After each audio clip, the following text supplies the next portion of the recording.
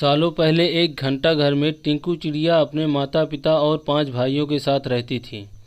टिंकू चिड़िया छोटी सी थी, उसके पंख मुलायम थे। उसकी माँ ने उसे घंटा घर की ताल पर चहकना सिखाया था। घंटा घर के पास ही एक घर था जिसमें पंछियों से प्यार करने वाली महिला रहती थी। वह टिंकू चिड़िया और उनके परिवार के लिए रोज़ रोटी का टुकड़ा डालती थी। एक दिन वह बीमार पड़ गई और उसकी मौत हो गई। टिंकू चिड़िया और उसका पूरा परिवार उस औरत के खाने पर निर्भर था। अब उसके खाने पीने के लिए कुछ नहीं था और न ही वो अपने लिए खाना जुटाने के लिए कुछ करते थे। एक दिन भूख से बेहाल होने पर टिंकू चिड़िया के पिता ने कीड़े का शिकार करने का फैसला किया। काफ़ी मेहनत करने के बाद उन्हें 3 कीड़े मिले जो परिवार के लिए काफ़ी नहीं थे। वे 8 लोग थे, इसलिए उन्होंने टिंकू और उनके 2 भाइयों को खिलाने के लिए कीड़े साइड में रख दिए।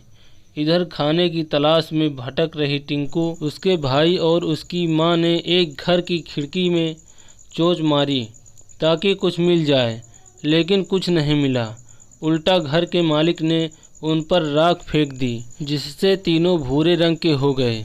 इधर काफ़ी तलाश करने के बाद टिंकू के पिता को एक ऐसी जगह मिली जहां काफ़ी संख्या में कीड़े थे।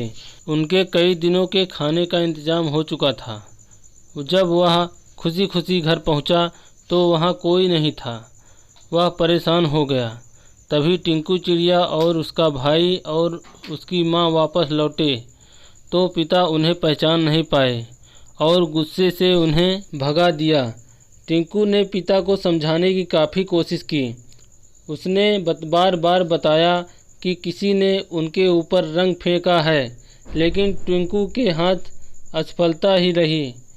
उसकी माँ और भाई भी निराश हो गए, लेकिन टिंकू ने हार नहीं मानी। वह उन्हें लेकर तालाब के पास गई और नहाकर सबकी राख हटा दी। तीनों अब अपने पुराने रूप में आ गए थे।